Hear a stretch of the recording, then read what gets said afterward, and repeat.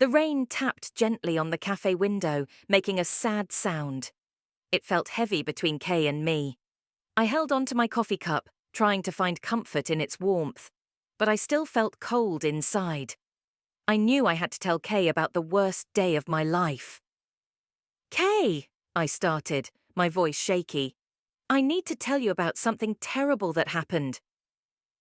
Kay leaned forward, her eyes full of worry. "What happened, John?" I took a deep breath, feeling the pain of the memories weighing on my chest. It all started with a man named Oliver Peterson, or Op as he's known. He thought he had everything figured out, a loving fiancée named Bess, and a bright future. Kay's brow furrowed. But what happened? I hesitated, my hands trembling as I remembered that awful day. I found out that Bess was cheating on me, not just a little, but with her boss. Kay's eyes widened in surprise. "Her boss? That's terrible, John. How did you find out?" I couldn't ignore the signs any longer, I explained. She was distant, secretive, always on her phone. So, I did something I'm not proud of. I installed spyware on her phone. Kay looked surprised but didn't judge. "Go on, John. What did you find?"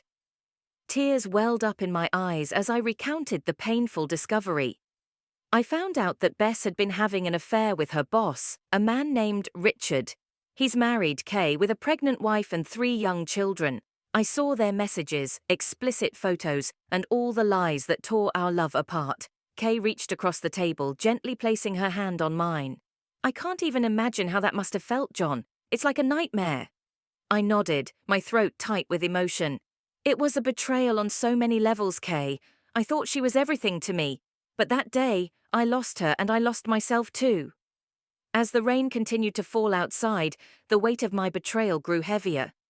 I knew this was just the beginning of a painful journey through heartbreak, deceit, and maybe even redemption. With the sting of betrayal still fresh, I embarked on a mission to uncover the truth. The spyware installation had been a desperate act, but I couldn't live in the dark anymore. I needed to know the full extent of Bess's betrayal. Late one night, with a sense of dread in my stomach, I connected to Bess's phone through the spyware app. The dim glow of the screen illuminated my face as I sifted through her messages, emails, and photos. The conversations were damning. Bess and her boss, Richard, had been carrying on an affair for months. Their messages were filled with coded language, revealing the depth of their deception. They were clearly meeting up secretly, sharing private moments, and planning their next moves. My stomach felt even worse with each new revelation. As I scrolled through the explicit photos and read their declarations of love, I couldn't help but feel angry, sad, and shocked. One evening, I met up with Kay, seeking comfort and someone to listen to my turbulent emotions. We sat in a quiet corner of a dimly lit cafe, the same place where I had first confessed everything to her. Kay looked at me with concern and empathy.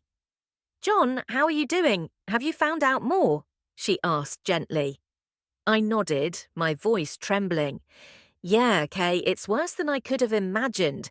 They've been seeing each other for months. I saw photos, messages, everything." Kay's brow furrowed in sympathy. "John, I can't believe she would do this to you. You deserve better." I sighed, feeling the weight of my discoveries pressing down on me. "Okay, it's so hard to accept. I thought she was the one, the love of my life." Kay reached across the table, giving my hand a reassuring squeeze. "You're going to get through this, John. You're stronger than you think." The truth I had uncovered was painful, but it was also a turning point. With Kay's unwavering support, I began to imagine a future where I could move beyond the deception and heartbreak that had consumed me. With the weight of Bess's betrayal bearing down on me, I knew it was time to take control of my life. I couldn't keep living in the same apartment, surrounded by reminders of our once happy relationship. It was time for a fresh start. With determination in my heart, I packed up Bess's belongings, each item feeling like a heavy reminder of what we had lost. Carefully, I placed her clothes, her favourite books, and the trinkets we had collected together into boxes, sealing them with tape. It was a painstaking process, a physical reflection of the emotional turmoil I was experiencing. I changed the locks to our apartment, symbolically severing the ties that had bound us together. The familiar sound of the locks clicking into place was both freeing and frightening, marking the beginning of a new chapter in my life. One evening, I sat with Kay in the living room, surrounded by the boxes that contained Bess's life. I couldn't hide the tiredness in my bones, the exhaustion of a man, broken-hearted but starting anew. Kay's hand on my shoulder felt comforting. "John, you're doing the right thing by moving on. This is your chance to reclaim your life." I nodded, a glimmer of hope emerging amidst the pain. "You're right, Kay. I can't keep dwelling on what was. It's time to confront her." We planned to meet Bess at her parents' house, a place where she wouldn't feel trapped. There, I would finally tell her it was over and give her space to collect her things from the storage container I arranged. The drive was tense, each mile bringing me closer to the confrontation I dreaded. Kay sat beside me, offering silent support as we navigated the winding roads. When we arrived, Bess's parents greeted us warmly, unaware of the storm brewing. Bess appeared in the living room, her face a mix of confusion and concern. "John, what's going on?" With a heavy heart, I revealed the painful truth, the betrayal, the affair, and the end of our relationship. Bess cried and begged for forgiveness, but I remained firm. In the end, I left her belongings in the storage container, a symbol of the life we once shared. As Kay and I walked away from her parents' house, relief mixed with sorrow.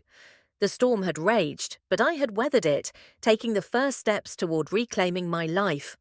Confronting Bess in front of her parents was difficult, but necessary for closure and healing. In the following days, I couldn't shake the weight of what I'd done. Exposing her infidelity to her family had far-reaching consequences. Bess begged for a second chance, but the betrayal cut too deep. With Kay by my side, I returned to her parents' house to end things publicly. Walking into the familiar living room, tension hung heavy in the air. Bess's family sat silently, waiting for an explanation. "Bess," I began, my voice steady but filled with sadness. "We need to talk, and your family needs to know the truth." Bess's eyes widened with fear and confusion as she glanced nervously at her parents. "What are you talking about, John?" Taking a deep breath, my heart racing, I revealed the affair with her boss, Richard. I saw the messages, the photos, everything. Gasps filled the room as the truth hung heavy in the air, suffocating us all. Bess's parents exchanged worried glances, and her mother's eyes filled with tears. Bess's voice trembled as she tried to explain. "John, it's not what you think. It's complicated." Kay placed a comforting hand on my shoulder, silently, reminding me of her support. "Bess, the evidence is undeniable. We can't continue like this." Tears streamed down Bess's face as she begged for forgiveness, but I remained firm. It was a painful and public unveiling of her deceit, a moment that would forever change our lives. In the end, I left Bess's belongings in a storage container outside her parents' house, a final act of closure. The remnants of our life together were now confined to a box, a stark reminder of what had been lost. As Kay and I walked away from the house, I felt a mixture of sadness and relief. The storm had passed, and I had confronted it head-on, making the difficult choice to move forward without Bess. It was a painful step toward healing, but one I knew I had to take. After publicly exposing Bess's affair, my life seemed to spiral further into chaos. The storm I had unleashed continued to rage, affecting not only my life, but also the lives of those connected to Bess and her affair partner, Richard. One evening, I received an unexpected call from Richard's wife, Melissa. Her voice trembled with anger, sadness, and disbelief as she confronted me about the evidence I had presented. "Is this some kind of sick joke, John? Are you trying to destroy our family?" I took a deep breath, feeling the weight of the situation. "Melissa, I'm so sorry you're going through this, but I couldn't keep this secret any longer. I had to tell you the truth." Melissa's anger turned into sobs as she processed the devastating news about her husband's affair. "What am I supposed to do now, John? I have 3 children and 1 on the way. This is a nightmare." Tears welled up in my own eyes as I tried to offer whatever comfort I could from afar. "I can't imagine the pain you're going through, Melissa, but you deserve to know the truth. You deserve better." Our conversation was filled with tears and shared grief, ending with Melissa thanking me for my honesty, even though the truth had shattered her world. In the days that followed, Richard was forced to leave his home as Melissa confronted him with the evidence I provided. The collateral damage of his affair was undeniable, leaving a trail of heartbreak and shattered trust in its wake. As the storm continued to rage, I reflected on the far-reaching consequences of my actions. My choice to confront Bess had not only changed my life, but had also revealed a painful truth with implications for everyone involved. The aftermath of this revelation weighed heavily on my conscience, but I knew that the truth, no matter how painful, had to be brought to light. It was a stark reminder that sometimes the pursuit of closure and justice came with a heavy cost. As the storm of betrayal and its aftermath continued to wreak havoc in my life, an unexpected source of support emerged. Bess's father, Mr. Johnson, paid me a visit one evening, expressing his understanding and empathy for my actions. Little did I know, he was dealing with his own marital issues stemming from his daughter's betrayal. Sitting across from me in the dimly lit living room, he shared his struggles and offered words of encouragement. "It's not easy, John, but you did the right thing," Mr. Johnson said, his voice filled with sadness. "Sometimes the hardest choices lead to the greatest growth." His words resonated with me, offering a glimmer of hope in the midst of chaos. Despite the pain and turmoil, I knew that I had made the right decision to confront the truth. And as I navigated the stormy waters of betrayal and its aftermath, I held on to the belief that someday the sun would shine again. Mr. Johnson cleared his throat, his eyes filled with a mix of sadness and acceptance. "John, I want you to know that I don't support what Bess did, and I'm truly sorry for the pain she's caused you." I nodded, grateful for his honesty. "Thank you, Mr. Johnson. It's been tough for both of us." He continued, his voice heavy with emotion. "What you might not know is that this situation has affected my marriage too. My wife and I have been struggling to understand what happened." I could see the stress lines on Mr. Johnson's face, the toll his daughter's actions had taken on his family. "I'm really sorry to hear that, Mr. Johnson. It's sad how much impact this can have." He sighed, shoulders slumping as he looked down at his hands. "It's a painful truth, John. Sometimes one person's actions can affect so many others." Our conversation that evening was marked by a shared understanding of the pain we both felt, albeit in different ways. Mr. Johnson's visit reminded me that even in times of betrayal and heartbreak, unexpected connections could form.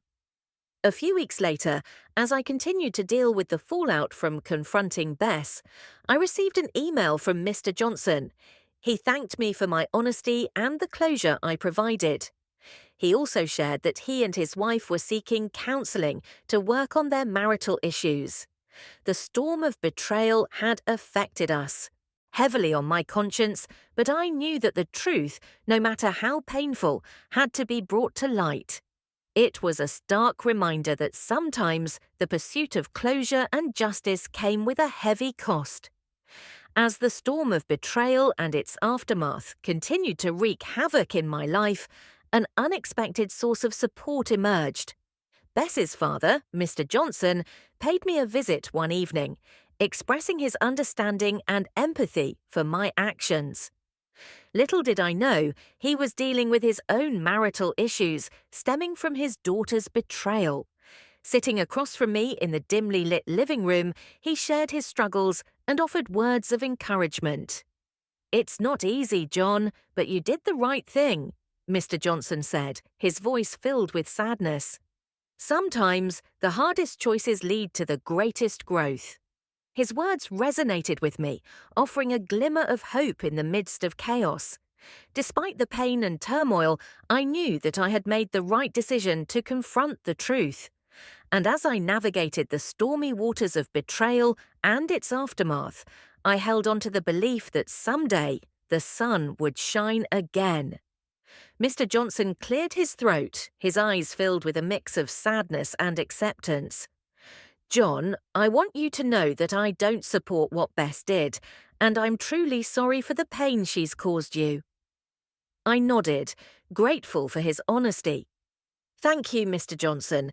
It's been tough for both of us." He continued, his voice heavy with emotion.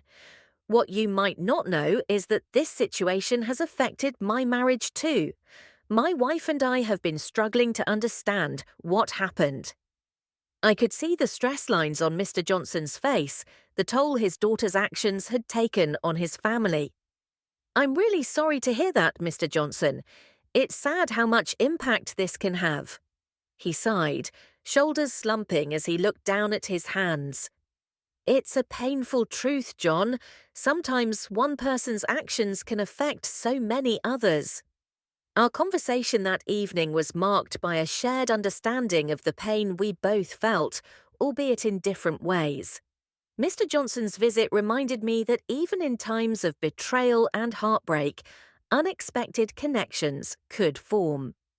A few weeks later, as I continued to deal with the fallout from confronting Bess, I received an email from Mr. Johnson. He thanked me for my honesty and the closure I provided. He also shared that he and his wife were seeking counseling to work on their marital issues. The storm of betrayal had affected us, all deeply. But through it, we found strength in honesty and support, reminding me that even in the darkest of times, there is hope for healing and renewal. The storm of betrayal had been a dark time, but amidst the turmoil, there was a glimmer of growth and clarity. It was a chapter etched in our memories, a stark reminder that even in the bleakest moments, bonds could be forged, and healing was possible. As the storm gradually subsided, I found myself standing on the threshold of a new beginning. While the scars of the past were still raw, I was resolute in my determination to move forward, to rediscover myself without the burden of Bess's betrayal weighing me down. One evening, Kay and I found ourselves sitting on the porch of my newly reclaimed apartment. The sky was painted with hues of orange and pink by the setting sun, a stark contrast to the darkness that had once engulfed my life. As we sipped our tea, Kay looked at me with a warmth in her eyes that spoke volumes. "John, you've come such a long way. I'm proud of you." Her words filled me with gratitude, a silent acknowledgement of the unwavering support she had provided throughout my journey. "Thank you, Kay," I replied with a smile. "It hasn't been easy, but I'm starting to see a glimmer of hope." In that moment, Shiny, the kitten I had adopted as a symbol of my newfound independence, curled up contentedly in my lap. The tiny ball of fur served as a constant reminder of my resilience, a testament to the strength I had discovered within myself. In the weeks that followed, I focused my energies on rebuilding my life. I rekindled old friendships, explored new hobbies, and threw myself into my work with renewed vigor. Each passing day brought with it a gradual fading of the scars that had once marred my heart. Then, one evening, a message from Bess appeared on my phone. She expressed a desire to reconcile, to go back to what we once had. But deep down, I knew that it was time to firmly establish boundaries and move forward separately. "I'm sorry, Bess," I typed out the words with a sense of finality. We can't go back. It's time for both of us to find our own paths. The reply was met with a heavy silence, but I felt a sense of closure wash over me. It was a bittersweet moment, but it marked the beginning of a new chapter in my life, one filled with promise and possibility. Another evening, as Kay and I sat on the porch once more, watching the sun dip below the horizon, she turned to me with a knowing smile. "How do you feel now, John?" I took a deep breath, the weight of the past finally lifting from my shoulders. "I feel free, Kay. I've learned that I can weather any storm and emerge stronger on the other side." As the darkness of night enveloped us, I felt a renewed sense of hope. Shiny nestled in my lap, purring softly, a reminder that even in the darkest of times, there was always the possibility of finding light and happiness once again.